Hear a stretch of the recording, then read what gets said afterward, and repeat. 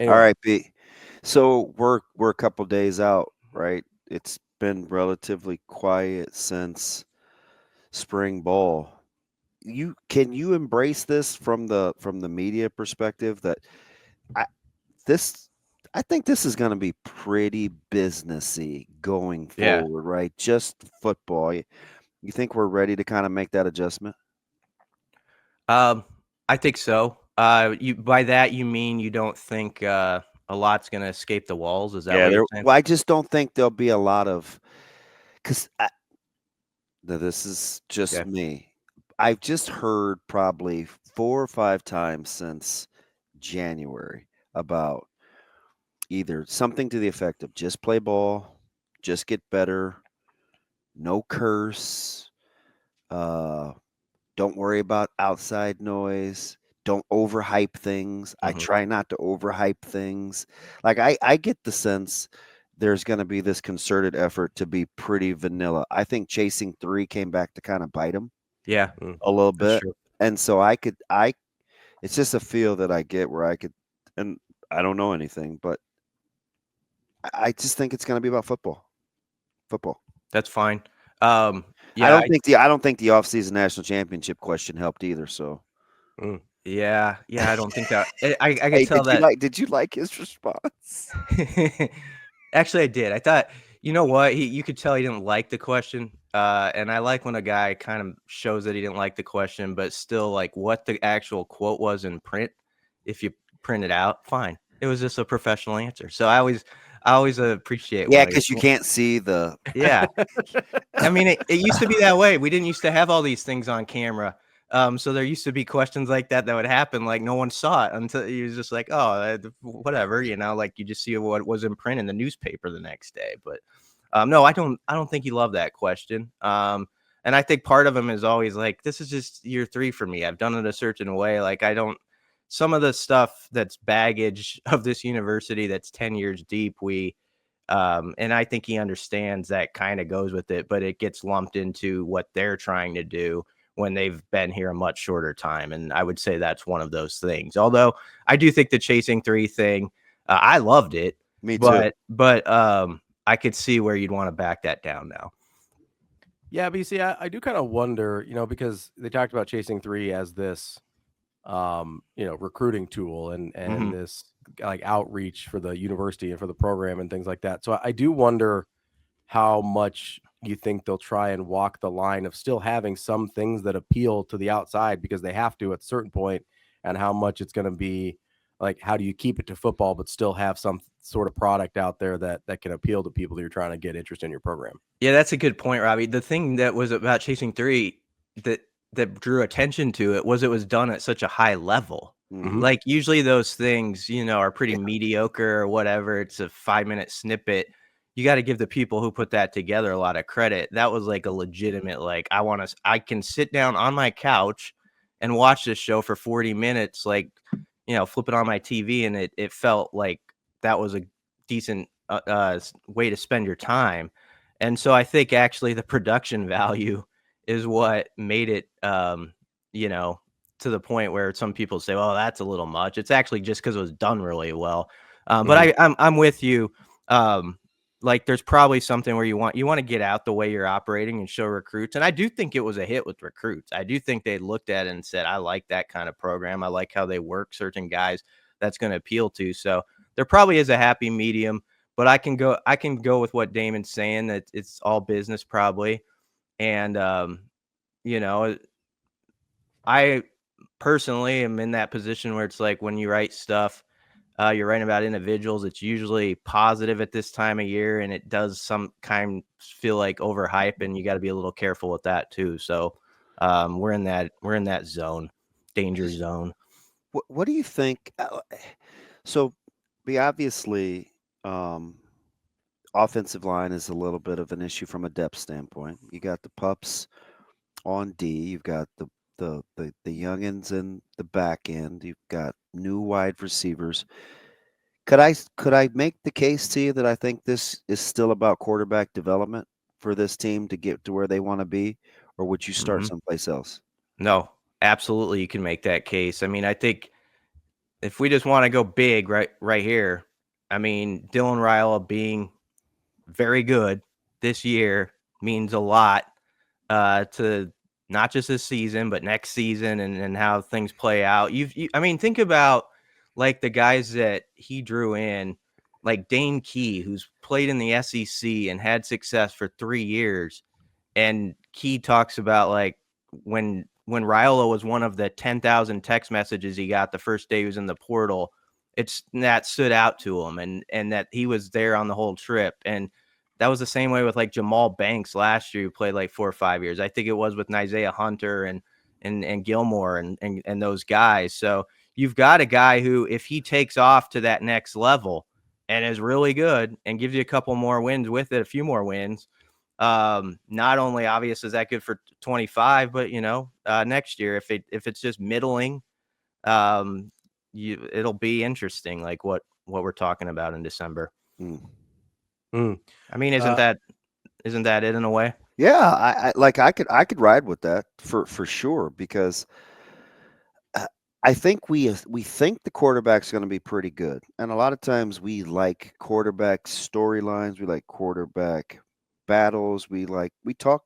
quarterback. It's a quarterback driven sport, but so many things, so many other things, I think have to come together for Nebraska too, Yes. especially on the heels of, because how did the whole D line, him breaking down the D line thing, land with you when he was talking about appreciating Nash and Ty and Jamari and MJ? Was that like for you? Was it, oh yeah, those guys were pretty good, or hey, don't get used to that play that you saw last year. We're not there yet. Like how did you kind of parse through that? Because that part's huge. I took it as he recognizes how big the challenge is to get back close to that, but also that he thinks it's possible. That's how I took that answer in brief. And I mean, I remember last fall walking out of a stadium after a tough road game for Nebraska, and Brunson and I were talking like, man, I hope they're not wasting this with Ty and Nash right now, because there's only, you always hear that phrase like get old, stay old. And they actually were that way on the D line last year, where you had these like 23-year-old guys. And it's not that's the difference this season. It's not the stay old thing. They're going to try to get old fat, like in a development off season, where you feel like That's a good way to put it. by like, well, Nash is a good example 2 years ago. People forget, but like of August of would have been 23, I guess, there were questions about Nash, and like he was sort of a fringe depth guy up to that point. He'd played like 15 to 20 snaps, and on shows like this, we would talk about, can he be that guy, goes and takes it up double that and is every down. And by like 4 games in, you felt like, okay, he can play really at a good level. And so that's what you're hoping for with your Van Pop. Keona Davis, I think, is a really fascinating guy to work with. Cam Lenhart, I think, probably didn't have the sophomore year some envisioned, but sometimes I do think there is something to be said for that guy who he was sort of the 5th or 6th guy previously, and it didn't quite happen. But now it's like, hey, you're one of the top 3 guys. I need you to be that, and that challenge, that not burden, but that thing you got to lift, you're up for it. He's like, oh, okay, I can lift that bar. And so we'll see if Cam can respond to that. If he can, I think he's one of the big wild cards over there. Yeah, BC, it's kind of interesting because as we talk about getting old on that defensive line. I mean, the guys you mentioned, like Elijah Judy's pretty old. He's been around a while. Cam Yes. Lenhart's 3rd year in the program. Riley Van Poppel's 3rd year in the program.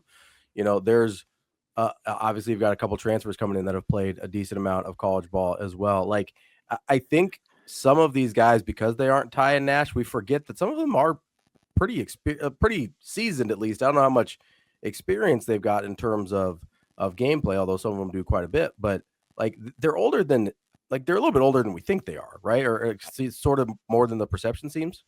Yeah, I mean, RVP's in his 3rd year, and that's sort of the year Rule always talks about for guys in the trenches, where it can, you do take that step, sort of like Nash did.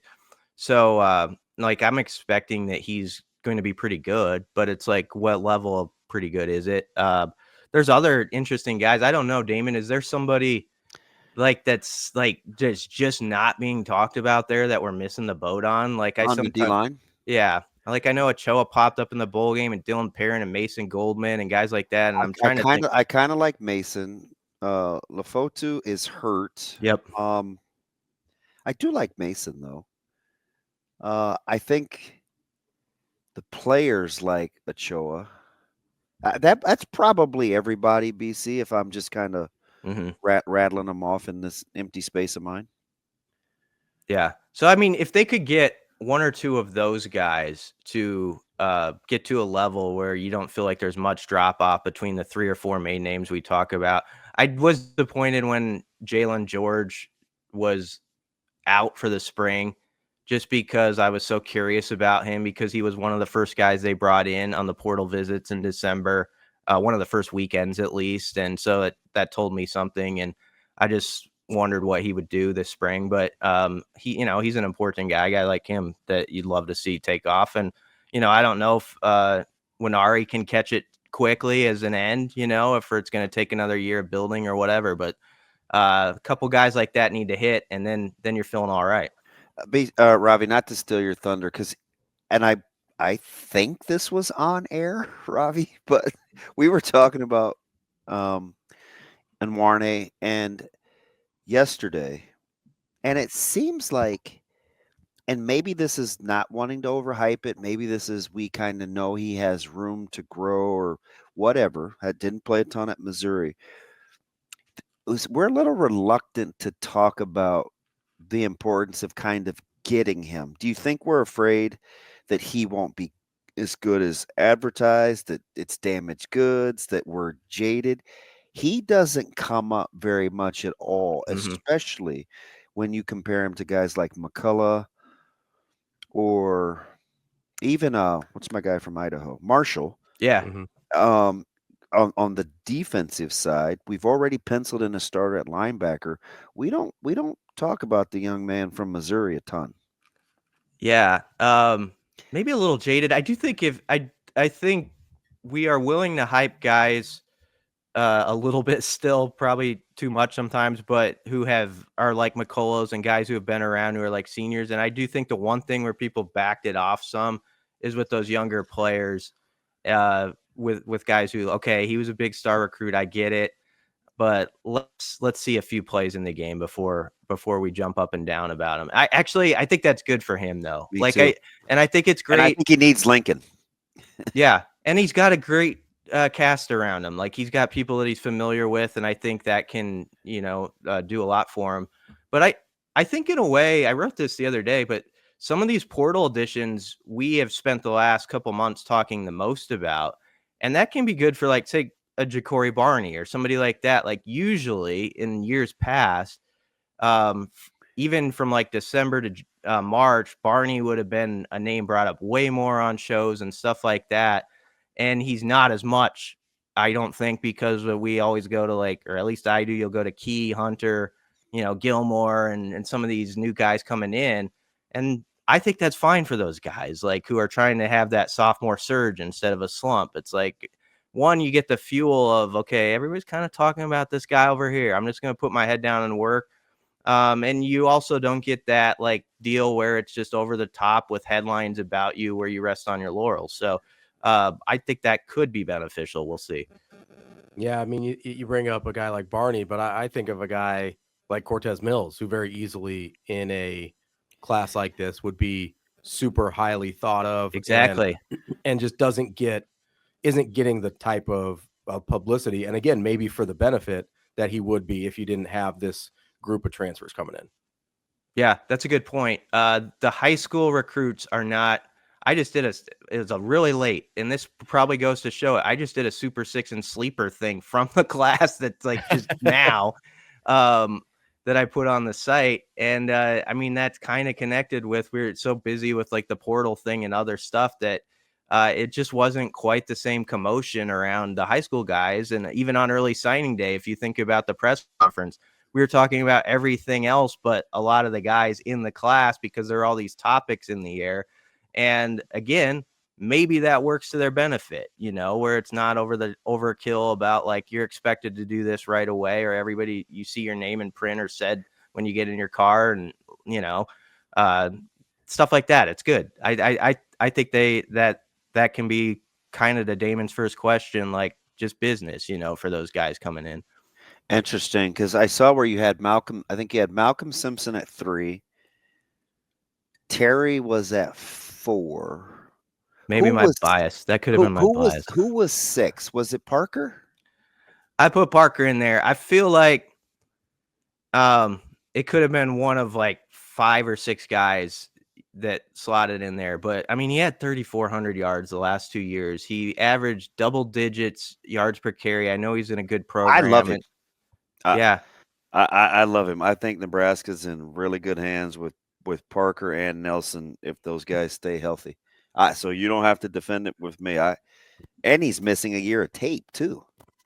Yeah, I had 3 D linemen in my top 6. I had Simpson, who I think's an athletic freak, who I think was huge to hang on to. Tyson Terry, because I just believe, I know the injury he's got to get back from, and it's probably a red shirt, but he's going to, I think, give you steadiness at some point at least, and then maybe more. And then Cade Petrak, I think is that guy's film is really, really good. I wish I could understand who he's playing against better. Yeah, that's true. But he plays. That's a violent, apparently mean-spirited kid. You know what's really interesting? Rule has been asked a couple times about sort of Nebraska's main recruiting grounds, and then natural states come up. He always throws in there the Dakotas, and he talks about taking a couple guys, especially big people, is what he said, out of the Dakotas. Like he really believes. That was a minute ago. How did you remember that? That's a good pull. Well, I mean, I just wrote it yesterday, so but I stuff like that, I do kind of try to file away in my brain. That's why sometimes other stuff I'll get asked and I have no idea because I only have so much bandwidth in my. It's not a lot up here. But I will remember something like, yeah, Matt Rule wants 2 or 3 guys from the Dakotas. Like that's for some reason up there with picking Houston in the championship game. I feel like